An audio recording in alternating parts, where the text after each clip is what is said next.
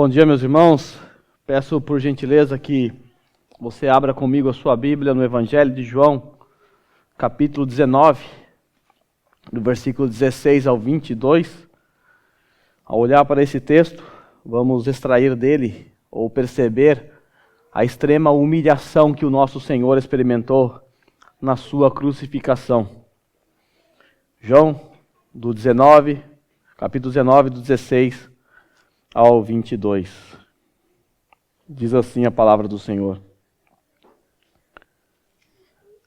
Finalmente Pilatos o entregou a eles para ser crucificado. Então os soldados encarregaram-se de Jesus. Levando a sua própria cruz, ele saiu para o lugar chamado Caveira, que em aramaico é chamado Gólgota. Ali o crucificaram e com ele 2 outros, um de cada lado de Jesus. Pilatos mandou preparar uma placa e pregá-la na cruz com a seguinte inscrição: Jesus Nazareno, o Rei dos Judeus.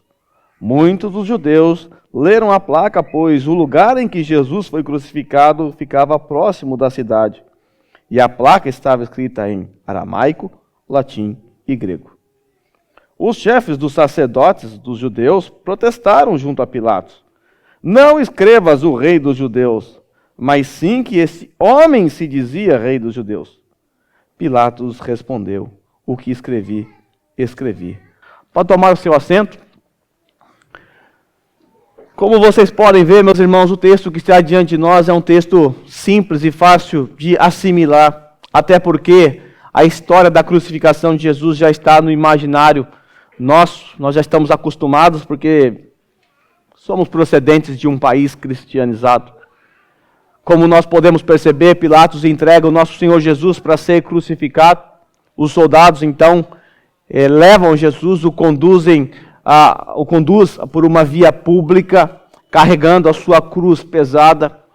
O Senhor Jesus estava desgastado, cansado e não estava conseguindo andar muito bem, estava andando de maneira lenta. Os soldados, então, obrigam provavelmente um prosélito de Cirene a ajudar Jesus a carregar a sua cruz até o Gólgota, onde ele foi crucificado ao lado de 2 criminosos.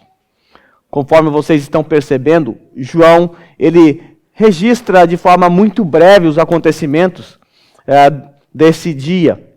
Por isso, nós vamos recorrer também aos outros evangelistas a fim de extrair deles maiores informações.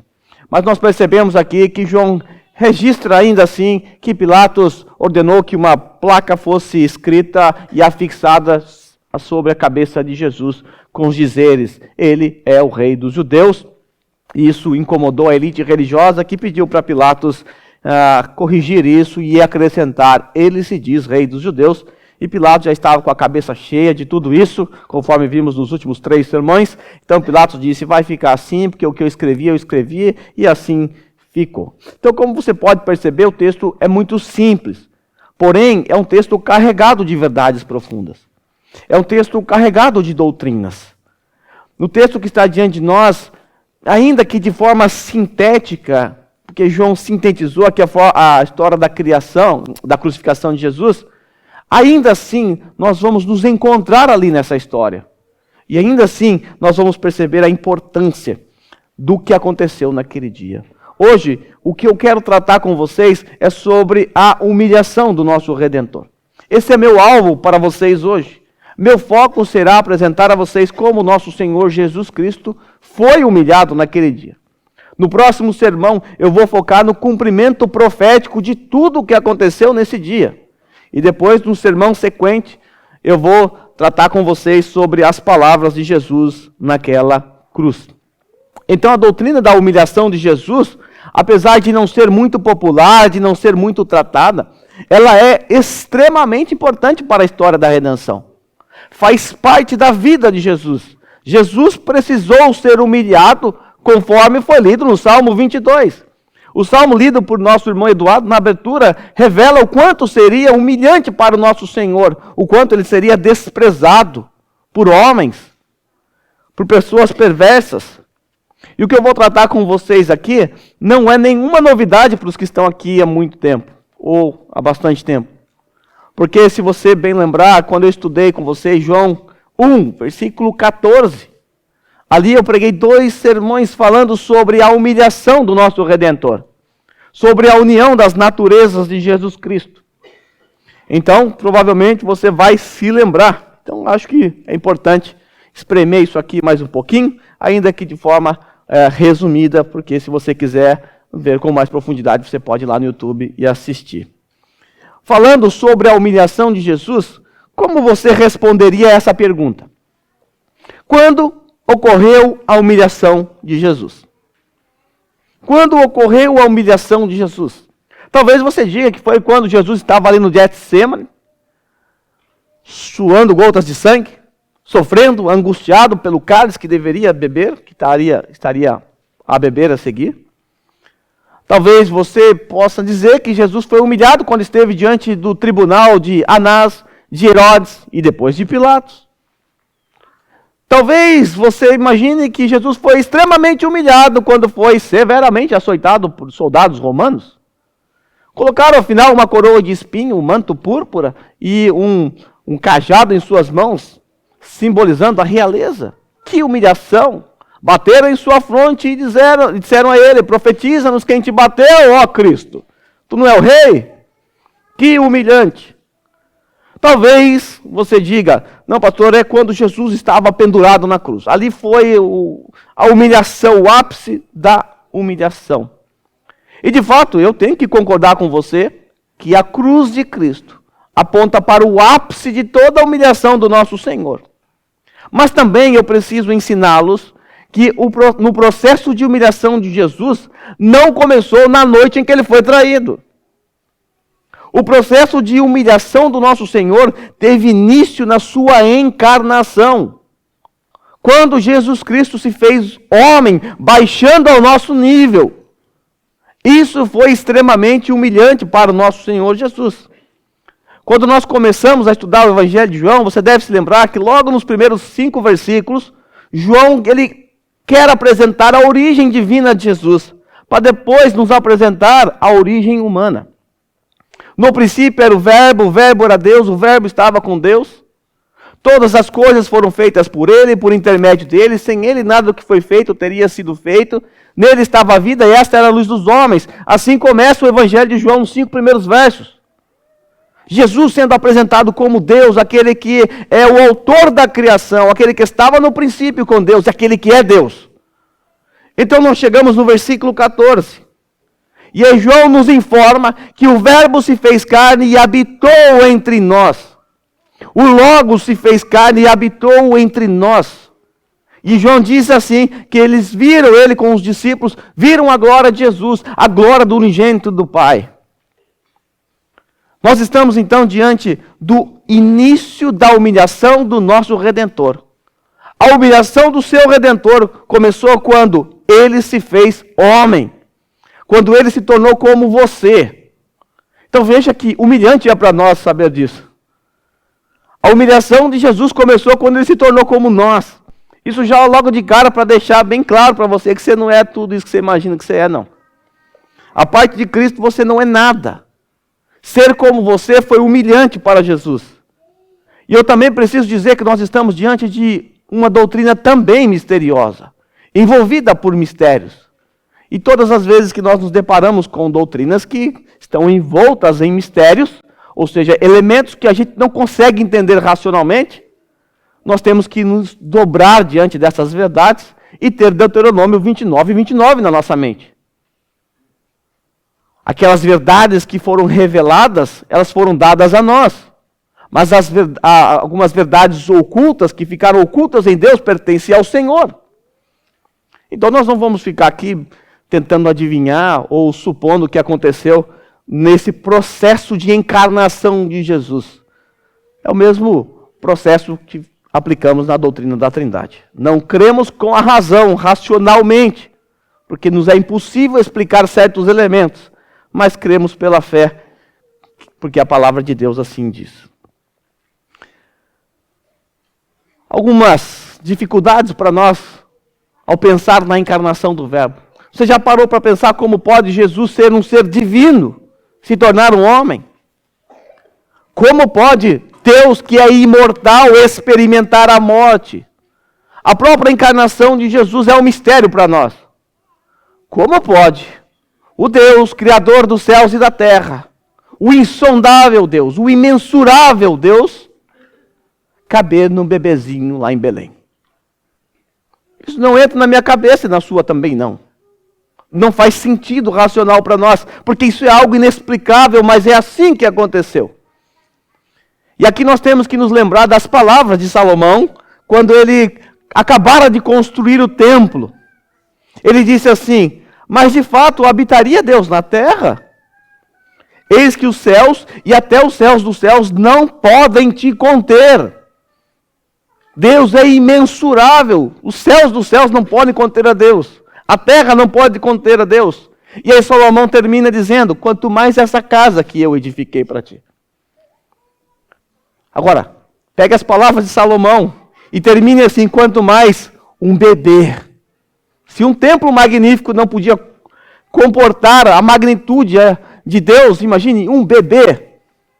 E assim o Redentor, o Deus, Criador, onipotente, se fez carne, vindo a esse mundo no corpo de um bebê, nascendo como um bebê.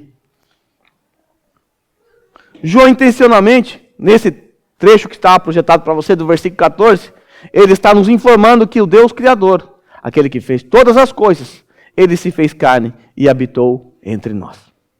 Um ponto interessante desse texto que está projetado para você, João, quando vai afirmar que Jesus se fez carne, e existem algumas palavras gregas para você dizer que alguém se fez carne.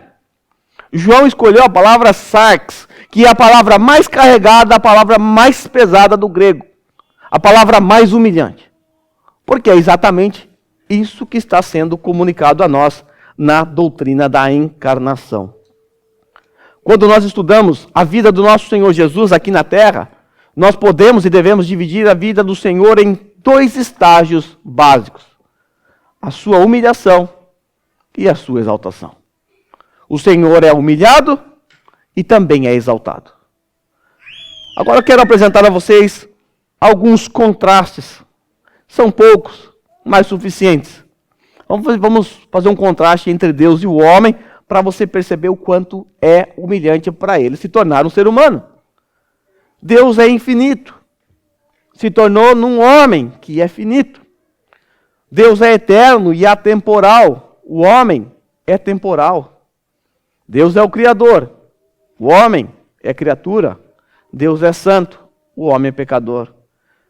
Deus é a vida, o homem recebeu a vida. Deus é a luz, nós nascemos nas trevas. Deus é o rei, nós somos os súditos. Esse contraste é extraído dos 5 primeiros versos do Evangelho de João. Agora, quando se trata da doutrina da humilhação do nosso Senhor, nós precisamos naturalmente recorrer ao texto de Filipenses, capítulo 2. Porque esse trecho de Filipenses, capítulo 2, é o texto clássico que nos revela como o Senhor Jesus foi humilhado. O processo gradual de humilhação do nosso Senhor aqui nessa terra. Então vamos recorrer para Filipenses capítulo 2, do versículo 7 ao 8. O texto diz assim, que embora sendo Deus, não considerou que ser igual a Deus era algo que devia apegar-se, mas esvaziou-se a si mesmo, vindo a ser servo, tornando-se semelhante aos homens, e sendo encontrado em forma humana, humilhou-se a si mesmo e foi obediente até a morte e morte de cruz. Vamos entender um pouquinho do que esse texto quer nos ensinar. Em primeiro lugar, algumas pessoas cometem o erro de imaginar que o Senhor Jesus aqui é descrito como alguém que abriu mão da sua divindade. Porque ele, sendo Deus, não considerou que ser igual a Deus era algo que devia apegar-se, e o texto diz que ele se esvaziou-se a si mesmo. Ele esvaziou-se a si mesmo. Algumas pessoas então entendem que o Senhor Jesus, enquanto esteve aqui na terra, ele se esvaziou da sua divindade. Abriu mão dos seus atributos. Para essas pessoas, Jesus era apenas humano e não divino. Evidentemente que isso não encontra nenhum respaldo bíblico para tal afirmação. Inclusive, lá em Colossenses, capítulo 1, versículo 19, Paulo diz assim: pois foi do agrado de Deus que nele habitasse toda a plenitude. Lá no capítulo 2, versículo 9, ainda de Colossenses, Paulo disse assim: pois em Cristo habita corporalmente toda a plenitude da divindade. Corporalmente, aquele homem, nele estava toda a plenitude da divindade, de forma que Jesus continuou sendo homem e divino ao mesmo tempo. Inclusive, o objetivo do evangelista João, quando se assentou para escrever seu evangelho, era, dentre outros objetivos, provar a divindade de Jesus. Lá no capítulo 20, versículo 30 e 31, João disse assim: Jesus realizou na presença dos seus discípulos muitos outros sinais miraculosos, mas esses foram escritos para que vocês creiam que Jesus é o Cristo, o Filho de Deus, ou seja, a divindade, e crendo tenham vida em seu nome. O objetivo máximo de João aqui era provar a divindade de Jesus, do homem Jesus, que ele viveu com ele. O próprio texto de João 1,14 afirma que os discípulos de Jesus viram a glória de Jesus. O Verbo se fez carne e habitou entre nós. Vimos a sua glória, glória do unigênito do Pai. De fato, o Senhor Jesus não pode abrir mão dos seus atributos. Porque abrir mão dos seus atributos é abrir mão daquilo que Ele é. E Ele é divino. O Senhor Jesus não tem como abrir mão da sua divindade. E inclusive, para a nossa redenção, era necessário que Ele continuasse divino. Porque se Ele fosse meramente um homem, não resolveria o nosso problema diante de Deus. Resolveria metade do problema.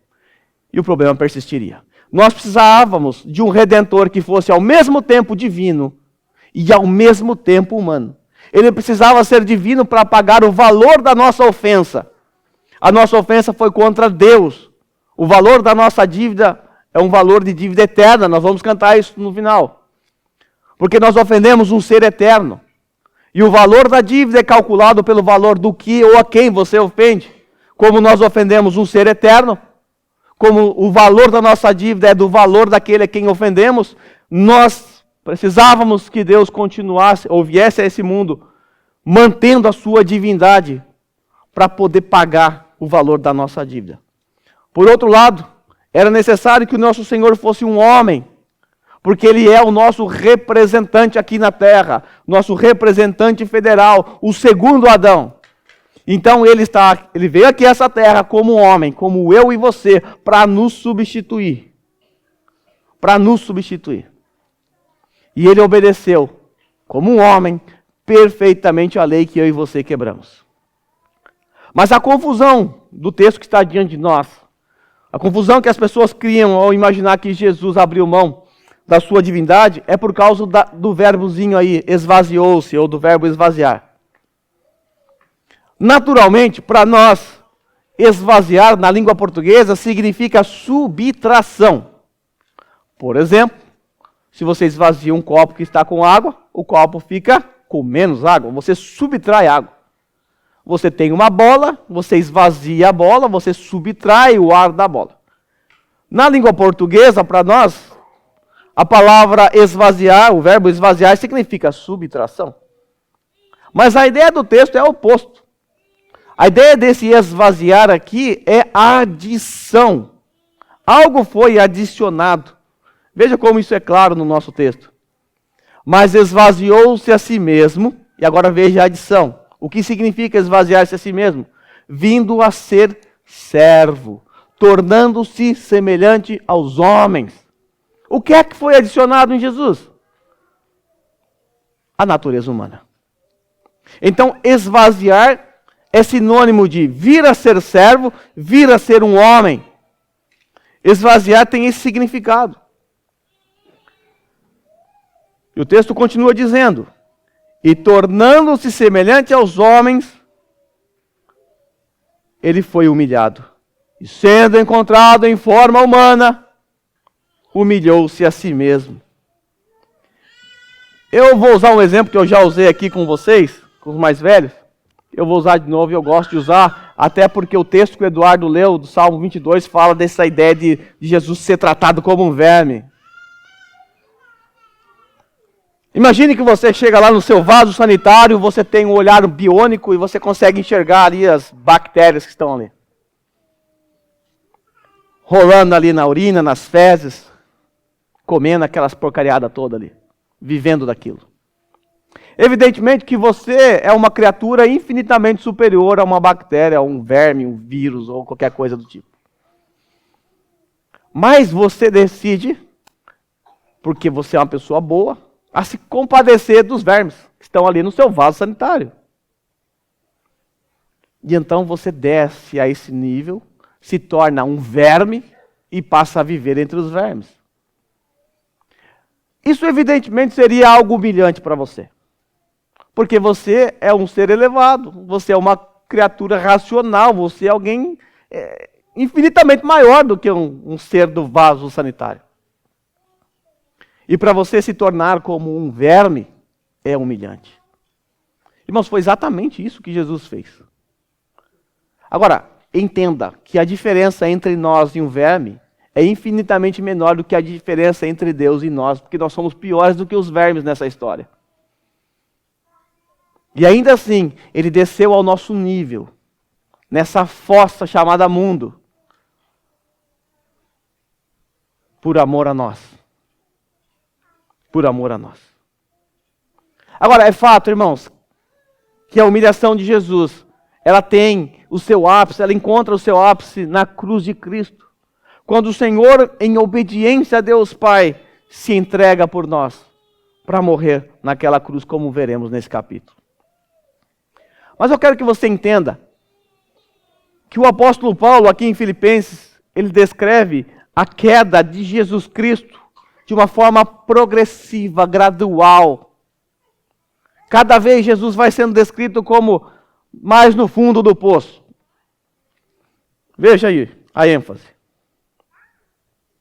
Que embora sendo Deus, posição elevada, a posição mais alta, exaltação, não considerou que ser igual a Deus era algo que devia apegar-se, mas esvaziou-se a si mesmo, desce um degrau, humanidade, humilhação, começou o processo de humilhação, vindo a ser servo, servo é escravo, se humilhou um pouquinho mais, tornando-se semelhante aos homens, humilhação, um servo, o homem, tudo junto, e sendo encontrado em forma humana, humilhou-se, e foi obediente até uma morte, desce mais um degrau. E aí Paulo exclama, e morte de cruz, agora chegou no fundo do poço.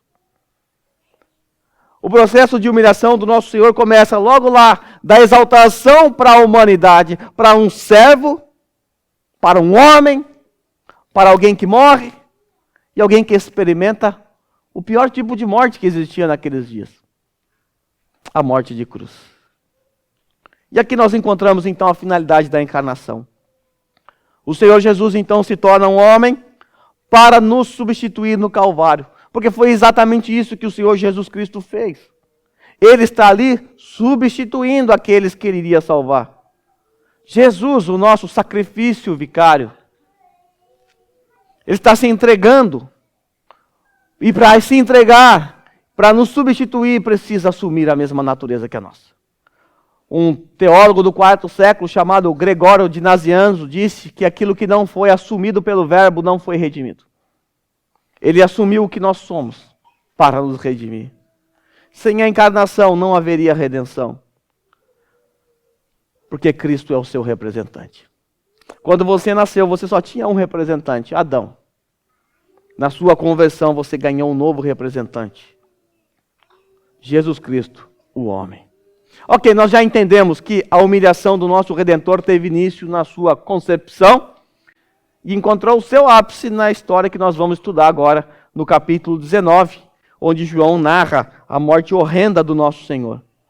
Claramente, você vai perceber que todos os eventos que antecederam a morte de Jesus na cruz, naquela noite anterior, foram marcados por humilhação por todos os lados. A noite anterior e esse dia foi marcado por humilhação por todos os lados e por todos. Vejamos então como esse dia foi humilhante para o nosso Senhor. Em primeiro lugar, esse dia foi humilhante para o nosso Senhor, porque ele carregou uma cruz. O texto diz assim, João 19, 17, levando sua própria cruz, ele saiu para o Gólgota, lugar chamado Caveira, que em aramaico é chamado Gólgota. O ato de carregar a cruz numa via pública em direção ao local onde ele seria executado era uma forma, por si só, de humilhação. Essa jornada do pretório até o lugar onde ele seria crucificado, carregando uma cruz, era por si só um processo romano de humilhar alguém. Todo mundo sabia que só eram crucificados pessoas que eram criminosas, maus elementos. E Roma fazia essas pessoas carregarem as suas cruzes até chegar ao Gólgota, lugar chamado caveira, por causa do seu formato, parece uma caveira. Tudo isso à vista de todos. Aí você soma que nós estamos na semana da Páscoa, onde quintuplicava o número de adoradores. Um espetáculo público. Passar numa via pública carregando uma cruz era sinônimo de que você não era um bom elemento, que você cometeu algum crime. E aí você soma isso, que o Senhor Jesus está vestido como um rei de forma zombeteira, com uma coroa de espinho, carregando o seu instrumento de execução. Jesus, um espetáculo patético e humilhante para aquelas pessoas. Agora você precisa se lembrar que o Senhor Jesus estava extremamente fraco nesse dia. A última refeição do Senhor foi na noite da Páscoa, a noite em que ele foi traído por Judas. Nós não sabemos que horas o Senhor Jesus comeu. Sabemos que ele está no jardim do Getsemane, próximo da meia-noite. Provavelmente o Senhor comeu por volta das 9 horas da noite. E aí ele passou por 2 julgamentos, na verdade foram 3. E nesses julgamentos o Senhor Jesus não comeu. Nesse julgamento o Senhor Jesus foi esbofeteado. Antes de ser preso, o Senhor Jesus estava angustiado com uma angústia mortal. Tanto é que lá no capítulo 17, o Senhor chega a suar gotas de sangue, tamanho a pressão que estava sobre ele por causa do cálice, da ira que ele estava para beber. Então o Senhor Jesus é preso, levado a Anás, levado a Caifás. Depois, logo de madrugada, no Sinédrio. Amanhece o dia, quase 6 da manhã, é levado para Pilatos. É julgado por Pilatos, numa audiência primária. Depois ele é açoitado severamente, apanhou como um louco, como a gente viu na semana passada. E agora o Senhor Jesus está fraco. A combinação de várias horas de intenso sofrimento, de muitas dores, combinado com a perda de sangue do nosso Senhor, combinado com a desidratação e o choque, fizeram com que o Senhor não tivesse forças para conseguir levar a sua cruz sozinho. Algumas pessoas morriam no ato do açoite, e o Senhor Jesus se manteve firme, mas fraco, sem forças para carregar a sua cruz. Então os seus passos trôpegos, que eram lentos, incomodou evidentemente os soldados romanos que o acompanhavam. Vale lembrar que ele era acompanhado por 4 soldados à sua volta. Percebendo que Jesus não tinha muita velocidade em suas pernas, por causa da falta de força, forçaram um homem chamado Simão, natural de Cirene, para ajudar o Senhor a carregar a cruz até o Gólgota.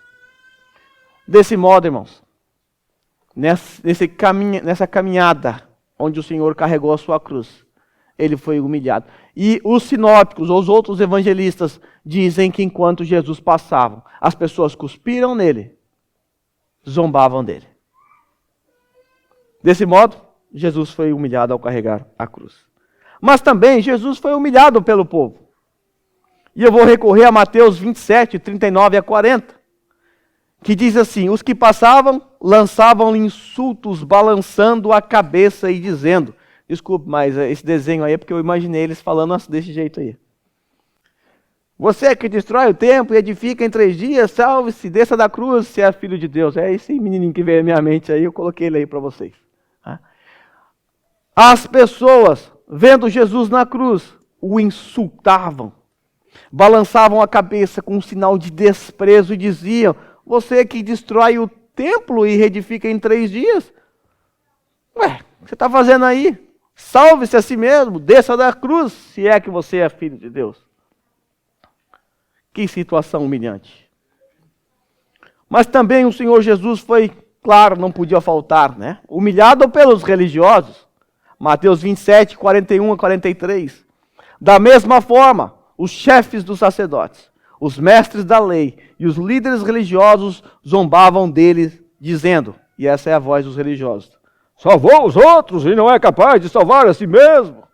É o rei de Israel, desça agora da cruz e creremos nele. Ele confiou em Deus, que Deus o salve agora, se é que ele tem compaixão, pois disse, sou filho de Deus. Se você não entende de voz de religioso, não critique a minha voz. Eu acho que era assim mesmo. Tá? Os religiosos responsáveis pela morte e execução de Jesus Cristo, eles também insultaram o nosso Senhor. E agora, meus irmãos, para piorar ainda mais a situação, ele também foi insultado pelos corintianos, pelos criminosos. Mateus 27, 44 diz assim: igualmente o insultava os ladrões que haviam sido crucificados com ele. Veja, meus irmãos, os ladrões estavam criticando Jesus na cruz. É verdade que um deles se arrependeu mais tarde e recebeu uma promessa de salvação. Mas nesse momento, os dois também insultaram o Senhor. Veja, o Senhor foi insultado por todos os lados. Todo mundo humilhou o Senhor, até mesmo os ladrões. Até quem não deveria, porque é ladrão, estava insultando o nosso Senhor. E claro, não pode faltar, irmãos, o Senhor também foi humilhado pelos romanos. Veja aí Lucas 23, 36 e 37. Os soldados, aproximando-se, também zombavam dele. Os soldados romanos estavam zombando do nosso Senhor. Ofereceram-lhe vinagre e diziam, se você é o rei dos judeus, salve-se a si mesmo. Deram vinagre para o nosso Senhor, lembrando que ele estava morrendo de sede. Havia uma inscrição acima dele que dizia, este é o rei dos judeus. Os romanos humilharam o Senhor de 2 formas. Primeiro, verbalmente, eles disseram assim, se você é o rei dos judeus, salve-se a si mesmo. Usaram suas palavras para zombar de Jesus, mas também humilharam o Senhor de forma escrita. Pilatos, ele aumentou o escárnio de Jesus, mandando colocar acima da cabeça de Jesus um cartaz com uma acusação. E naturalmente, as pessoas que eram crucificadas no seu caminho até chegar na cruz, até chegar ao local da crucificação, carregavam uma plaquinha com a sua sentença no pescoço. Quando eram crucificados naquela cruz em formato de T. O Senhor Jesus não foi crucificado numa cruz assim. Foi crucificado numa cruz como nós conhecemos pela história. Que tem uma parte em cima da sua cabeça. Pequeno, não tão longo como descrevem por aí, mas tinha uma parte acima da sua cabeça. E ali foi colocado a sua sentença. Este é o rei dos judeus. Ou Jesus de Nazaré, rei dos judeus. Essa era uma forma de zombar de Jesus. Porque Jesus estava vestido como um rei. Afirmou diante de Pilatos que ele é um rei. E agora está sendo pregado numa cruz. Essa era a sentença contra Jesus. Esse homem diz ser um rei. Os judeus não gostaram, reclamaram com Pilatos, mas Pilatos já não estava nem aí mais para eles. E claro, o tipo de morte foi humilhante para o nosso Senhor. Uma coisa é você morrer de doença, uma coisa é você morrer atropelado, outra coisa é você morrer como um criminoso. Nós sabemos que a cruz era destinada aos piores elementos dentro do Império Romano. João 19, 18 diz, ali o crucificaram, e com ele 2 outros, um de cada lado de Jesus. Não existia naqueles dias morte mais humilhante do que essa.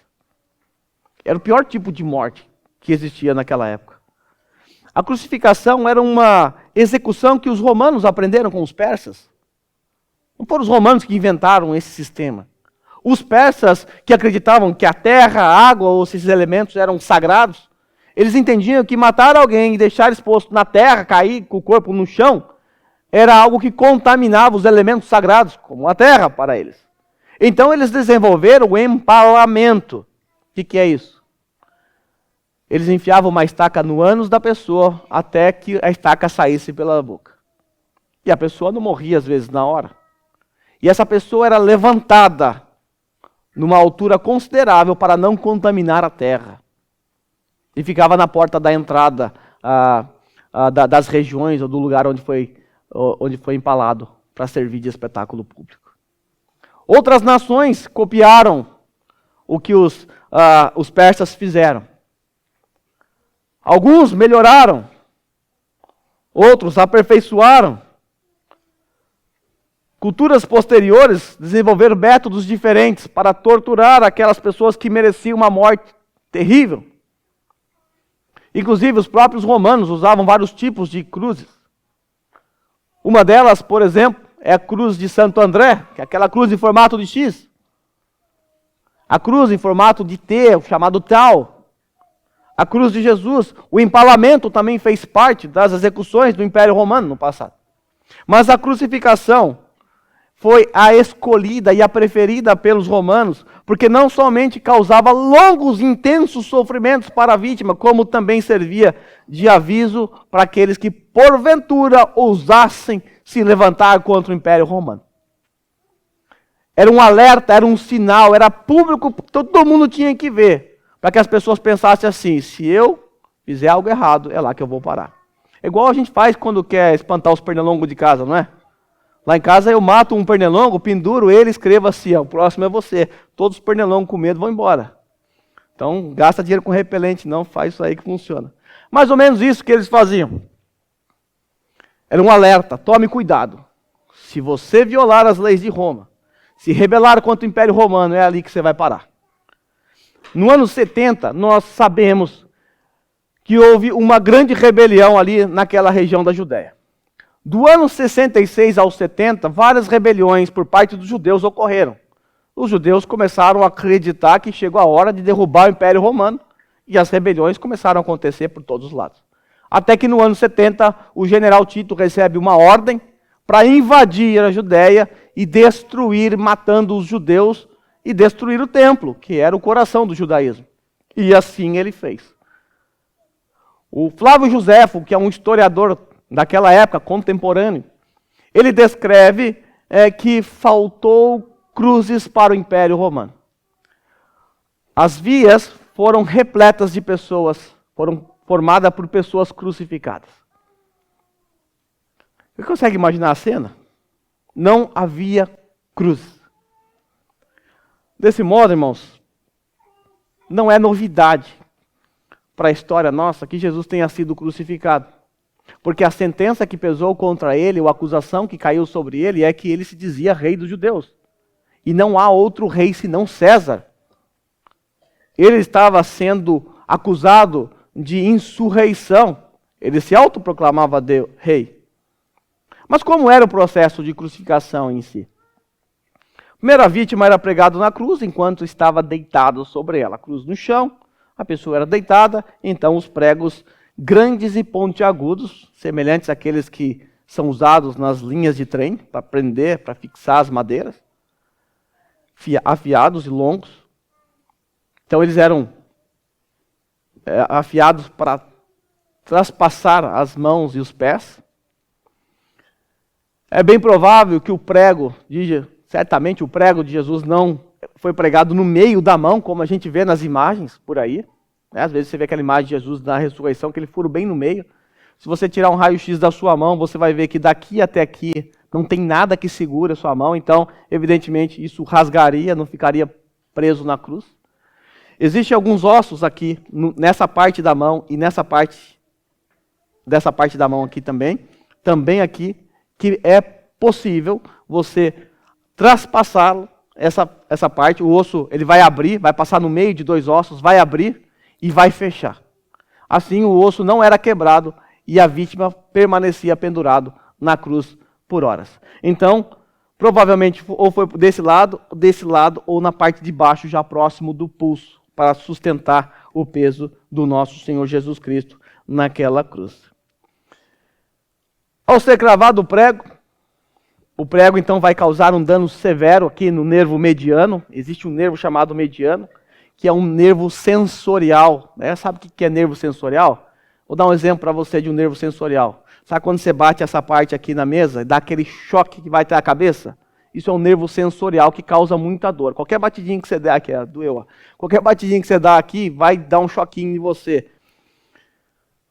Finalmente, o único prego era pregado nos 2 pés ao mesmo tempo. Tá? Há relatos de crucificação em que os pés ficavam do lado e o prego entrava no calcanhar de Aquiles, atravessando a lateral e prendendo a pessoa dessa forma também. Existiam várias formas utilizadas pelos romanos. Agora, é importante destacar que nenhuma das feridas causadas pelos pregos seria mortal, fatal. Ninguém morre por causa de um prego nas mãos. O objetivo dos pregos era causar dor intensa e crescente à medida que o tempo da vítima na cruz se prolongava. E aqui vai um detalhe. O prazer dos romanos era prolongar a vida da pessoa na cruz. É demorar, era fazer demorar a morte para a pessoa. Quanto mais tempo sofresse, melhor para eles. Então, depois que a vítima fosse pregada nessa posição desejada, no chão, então os soldados romanos levantavam a cabeceira da cruz, que fica na parte de cima, e o outro vinha arrastando, outros 2 arrastando por baixo, até chegar num buraco de aproximadamente 1,5 metro a 2 metros. E ali essa cruz então era lançada. Agora imagine, meus irmãos, você está com os pregos nas suas mãos, numa posição extremamente desconfortável. Né? Experimenta pôr uma vassoura na sua casa, amarra seu braço, fica meia hora assim para você ver. Sem o peso do seu corpo ainda, né? Agora coloca o peso do seu corpo. E agora o Senhor Jesus então é arrastado e ele é lançado nesse buraco. E quando o fundo da cruz bate no chão, a cruz toda vibra. E aí nós conseguimos nos lembrar o que aconteceu no Salmo, que foi registrado no Salmo 22. Porque o Senhor Jesus estava naquela posição desconfortável. E quando ele é levantado, então o peso já do seu corpo já vai para baixo, e aquele impacto fez, evidentemente, e isso era natural, com que os seus ossos se desconjuntassem. E aí nós lembramos do salmo que foi lido pelo Eduardo: derramei-me como água, todos os meus ossos se desconjuntaram. Agora a dor se intensificava ainda mais. Já não bastava a posição desconfortável, a dor dos pregos, o açoite severo. Agora você está com os ossos desconjuntados, não quebrados, mas fora do lugar. Veja como os romanos, eles aperfeiçoaram a arte da crucificação. A ideia deles era essa: maximizar a dor o máximo que pudesse. Eles eram expertos nisso, em promover esse horror e permitir que a vítima enfrentasse esse estresse, passando por um estado de consciência. Para eles não era interessante que a vítima ficasse inconsciente. O Senhor Jesus ficou 6 horas pendurado naquela cruz. Depois você deve se lembrar que ele ficou mais 3 horas de trevas depois.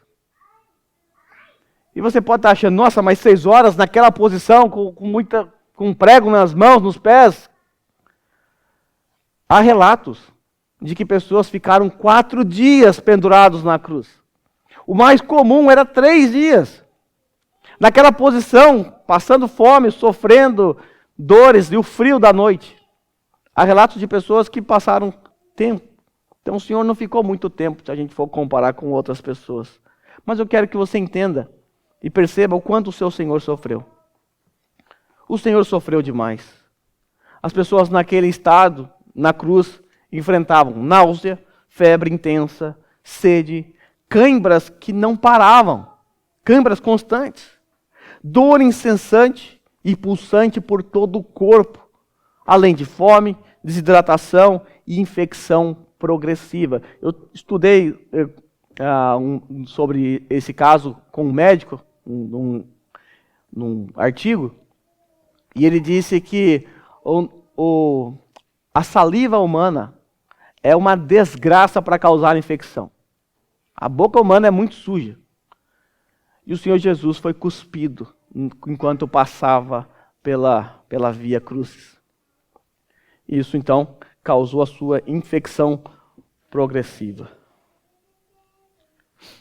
O imperador Tibério, que era o imperador dos dias de Jesus, ele preferia a crucificação como um método de castigo, porque nesse método o sofrimento era prolongado, assim como a agonia da vítima. Ora, pasme, meus irmãos. Todo mundo teme a morte. O cristão não, vocês são todos cristãos, ninguém que tem medo da morte. Mas qualquer ser humano, fora os cristãos, temem a morte. Enquanto alguém estava na cruz, a morte passava a ser o seu maior desejo. E Tibério entendia que se a pessoa morresse rápido, ela não havia recebido o castigo. Ela recebeu o alento da morte. Veja como Jesus sofreu. Agora, também é importante destacar como as pessoas morriam na cruz. Normalmente a pessoa morria não por causa do sangue, não por causa dos cravos em suas mãos ou pés. Aqueles que duravam 3, 4 dias ou 2 dias, geralmente morriam por asfixia, morria de forma lenta, porque o corpo da vítima era pendurado numa posição terrível. E essa posição fazia com que o diafragma ficasse comprimido, exprimido. E a vítima, quando precisava respirar, ela tinha que pegar um impulso para aliviar a caixa torácica. Como que se pega o impulso? Como é que se alivia a caixa torácica? Você tem que puxar o preguinho para cima da mão e empurrar o do pé para baixo. Assim você consegue dar um trago de oxigênio, você consegue respirar. Nós vamos aprender, daqui a 2 sermões, que o Senhor Jesus pronunciou, pelo menos foi registrado, né? 7 vezes em que o Senhor Jesus falou na cruz. Para falar, é preciso aliviar a caixa torácica. Então significa que por 7 vezes o Senhor puxou o prego para baixo e empurrou os pés para cima. Ou o contrário. Então no fim, com toda a fadiga, com a dor intensa, com a atrofia dos músculos, a vítima então começava a ficar sem forças. Começava a se sentir incapaz de empurrar os pregos. Finalmente então morria por falta de oxigênio. O médico chamado Truman Davis, que estudou os efeitos físicos da crucificação do nosso Senhor, descreveu o sofrimento de Jesus assim, abre aspas. À medida que os braços se cansaram, grandes ondas de cãibra se alastravam por todos os músculos, unindo-os numa dor profunda, inexorável, pulsante. Com essas cãibras, vem a incapacidade de se empurrar para cima. Pendurados pelos braços, os músculos peitorais ficam paralisados e os músculos interpostos não podem agir. O ar pode ser levado para os pulmões, mas não pode ser exalado. Jesus, na luta para se erguer a fim de conseguir até mesmo uma respiração curta, luta contra pregos. Finalmente, gás carbônico é produzido dos pulmões e no fluxo sanguíneo, e as câimbras diminuem parcialmente. Espasmodicamente, ele consegue se empurrar para respirar o oxigênio que dá vida. Horas dessa dor ilimitada, ciclos de torceduras, câimbras produzidas nas articulações, sufocamento parcial e intermitente, dor ardente à medida em que os tecidos de suas costas laceradas é rasgado à medida que ele se move para cima e para baixo contra a madeira áspera. Então, outro sofrimento começa. Lembre-se, o Senhor Jesus está numa rude cruz. E não pense você que a cruz romana era lixadinha, bonitinha assim, lisa. Era uma cruz áspera, cheia de ferpas. E o Senhor Jesus está com as suas costas abertas por conta dos açoites. E ele está pendurado. Para falar, ele tem que fazer esse movimento. E as suas costas, elas esfregam. Suas costas esfregam na madeira áspera. E o autor aqui, o médico, o Dr. Davis, diz, então, o sofrimento começa. Uma dor esmagadora e profunda no tórax, à medida que o pericárdio se enche lentamente de linfa e começa a comprimir o coração. está agora quase no fim. A perda de fluido de tecido alcançou um nível crítico. O coração comprimido está lutando para bombear sangue pesado e grosso para os tecidos. Os pulmões torturados estão se esforçando freneticamente para respirar com dificuldade pequenos tragos de ar. Os tecidos marcadamente desidratados enviam seus fluidos de estímulo para o cérebro. Fecha aspas para o Dr. Davis. Uma vez que a força e a sensibilidade das pernas se acabavam, a vítima então ficava incapaz de impulsionar-se para cima para poder respirar e a morte acontecia rapidamente. É por isso que você vai perceber nos evangelhos que os romanos, eles tentaram, eles praticaram ali nos dois criminosos, não em Jesus, porque precisava se cumprir uma profecia.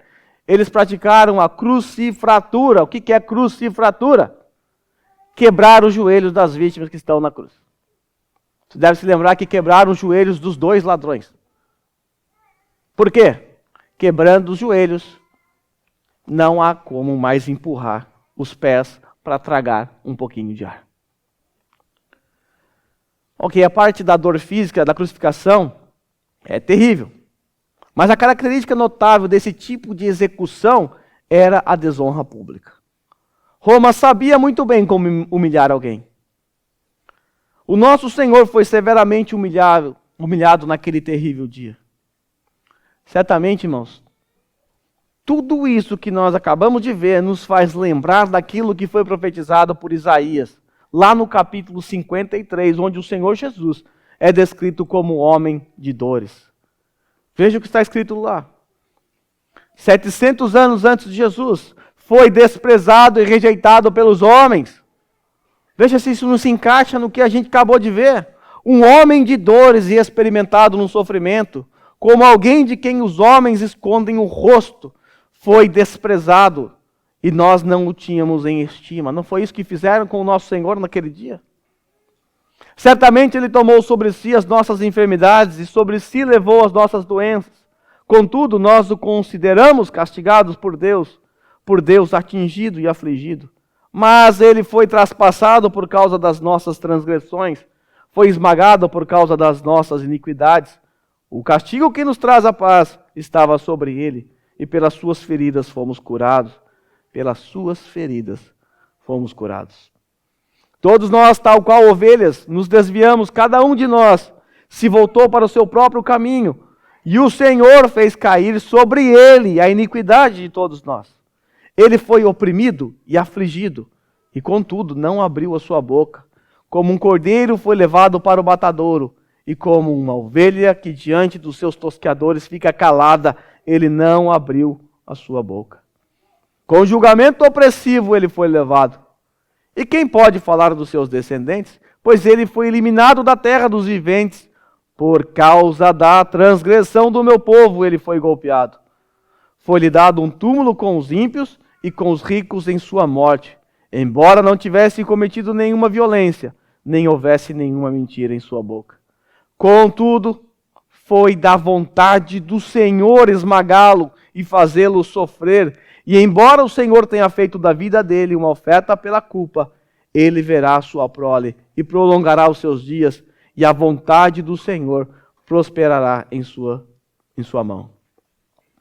Depois do sofrimento de sua alma, ele verá a luz e ficará satisfeito.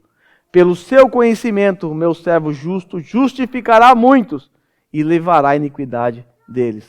Por isso, eu lhes darei uma porção entre os grandes, e ele dividirá os despojos com os fortes, porquanto ele derramou a sua vida até a morte, e foi contado entre os transgressores, os dois ali.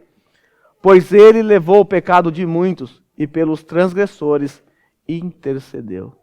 Certamente, meus irmãos, que o Senhor Jesus sofreu na sua carne uma dor insuportável. Inclusive, causou a sua morte. Agora, é importante se lembrar que nada disso se compara com o cálice da ira que foi derramado sobre ele enquanto ele estava naquela cruz. A dor física, o sofrimento físico de Jesus, eu tentei apresentar a vocês da pior maneira possível, como de fato era, para que vocês entendam que aquilo ali não é nada perto da ira que estava para cair sobre ele. E ainda que você passasse por um sofrimento semelhante ao de Jesus numa cruz, e fosse para os céus, como aquele ladrão foi, aquele sofrimento não seria nada comparado com a glória que você vai receber de estar com Cristo nos céus. Ao mesmo tempo, se você não passar por nada disso, mas for para o tormento eterno, para o inferno, isso significa que você vai sofrer muito mais do que Jesus sofreu fisicamente naquela cruz. O pior para Jesus, o pior sofrimento para Jesus, ou a pior dor, o pior golpe, não foi o dado pelos judeus ou pelos romanos, mas pelo próprio Pai, que estava naquele momento derramando o cálice da ira sobre o seu filho. Você deve se lembrar que na noite anterior o Senhor por 3 vezes orou mais ou menos assim: se possível, afasta de mim esse cálice, mas que seja feita a sua vontade. O nosso Senhor, Ele vai tomar agora o cálice da ira de Deus. Cálice da ira que estava destinado a nós. Diante de tudo isso, diante de todo o sofrimento de Jesus que você viu Ele passando aqui por você, diante do sofrimento físico e eterno de Jesus, eu te pergunto, qual é o seu problema mesmo? Às vezes a gente vê um meme assim, provavelmente você viu, de uma tragédia, de pessoas sofrendo, e alguém perguntando, qual é o seu problema mesmo diante disso? E diante de tudo isso aqui, eu te pergunto, do que você reclama mesmo? Do que você se queixa? Por que você está desanimado da vida cristã? Você encontra motivos para estar desanimado da vida cristã? Olhando para o sofrimento do seu Senhor por você que não merecia? O autor de Hebreus, quando ele escreveu essa epístola, e eu acredito que é Paulo, então fica na sua se você não acredita. Ele estava lidando com desânimo.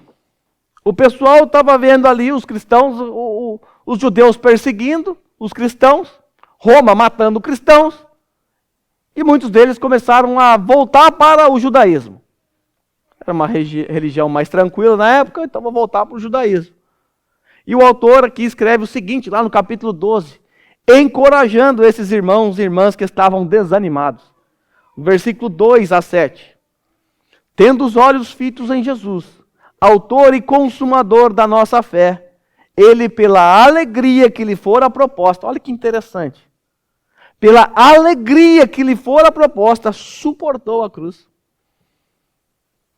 Consegue imaginar isso? Jesus indo para a cruz com uma alegria proposta? Desprezando a vergonha.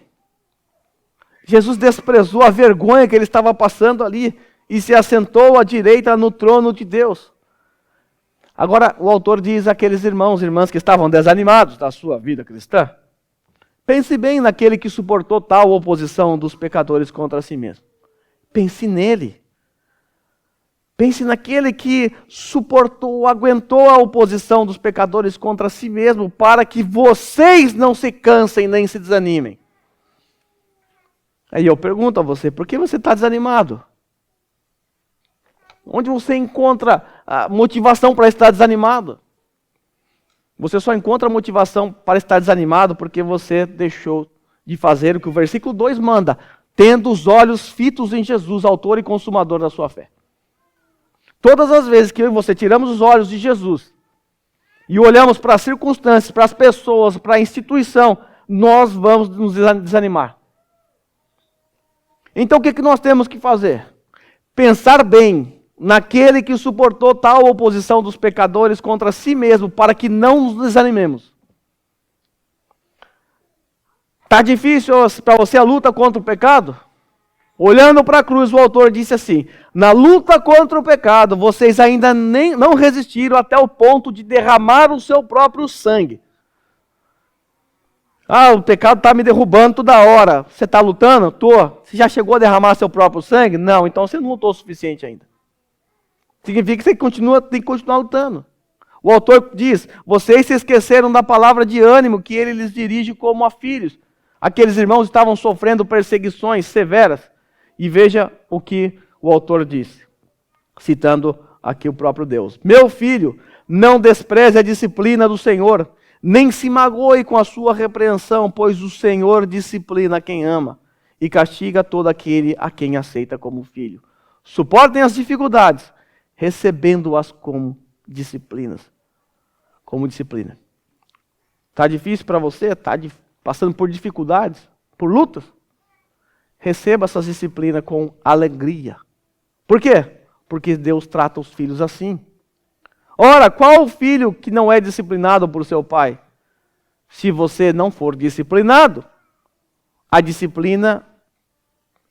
a falta de disciplina mostra que você não é filho de Deus. E o texto diz isso. Se vocês não são disciplinados, e a disciplina é para todos os filhos, então vocês não são filhos legítimos, mas sim ilegítimos. Agora, irmãos que reclamam de tudo. Irmãos que só sabem ver defeito nas pessoas, em tudo, e que só abrem a boca para vomitar reclamações. E aqui tem gente assim, e não tem poucos. São pessoas que não são agradecidas. E essas pessoas precisam desesperadamente olhar para Cristo, o autor e consumador da nossa fé. Porque se alguém na face da terra que tinha todo o direito de reclamar, de questionar, era Jesus. Porque ele é o único inocente que morreu. Ele era o Filho Santo de Deus. Mas de acordo com a Bíblia, ele não abriu a sua boca. Como ovelha muda foi levado para o matadouro. Ele foi pregado ao lado de criminosos, mesmo sendo inocente. E ainda assim não abriu a sua boca. Eu e você, irmãos, gostamos muito de reclamar da vida. Ontem nevou, tenho certeza que alguns de vocês reclamaram da neve. Mas se tivesse calor, estaria a reclamar também. Nós reclamamos de tudo, nós temos essa mania pecaminosa de demonstrar a nossa ingratidão para com Deus. Mas eu tenho que dizer que eu e você não temos o direito de reclamar de nada. Porque nós não sofremos nem, estou falando de sofrimento físico, hein? Não sofremos nem uma vírgula do que o nosso Senhor sofreu naquela cruz. Nós não sofremos nenhuma vírgula do que muitos cristãos sofreram por amor a Cristo. Alguém orou aqui de manhã agradecendo a Deus, foi o Eduardo, porque nós não estamos sendo perseguidos. Ainda que fôssemos perseguidos de maneira mais severa do que muitos cristãos no passado, ainda assim deveríamos ter o coração agradecido. Porque tudo que nós recebemos desse lado da vida, ainda assim é pura graça. Porque nós merecíamos algo muito pior do que nós estamos passando e sofrendo aqui. Nós merecíamos o fogo do inferno, a ira santa de Deus. E nós só não recebemos, só não bebemos desse cálice da ira, porque Jesus tomou o cálice da ira em nosso lugar. Por isso eu e você devemos ser gratos a Deus por tudo, mas principalmente pelo mistério da cruz, o qual nós não podemos compreender. Nós não compreendemos como o perfeito Filho de Deus se entregou para sofrer naquela agonia do Calvário, onde o cálice bebeu por nós. Como ser descontentes, irmãos, cientes de que pelo sacrifício de Jesus nós fomos trazidos a Ele, findando assim a nossa inimizade com Deus? Como não se alegrar diante da gloriosa graça que foi derramada em nós? Note, irmãos, como a bondade do Senhor não tem fim. Então se alegrem, meus irmãos, pois o sangue de Jesus lavou os nossos pecados. Pois por sua morte foi satisfeita a ira do Pai. E agora deixamos de ser inimigos de Deus para nos assentar com Ele à mesa. Então diga em seu coração, graças Cristo. E é exatamente isso que nós vamos cantar agora. Peço a você que curva a sua cabeça, vamos orar ao Senhor e a seguir nós vamos cantar.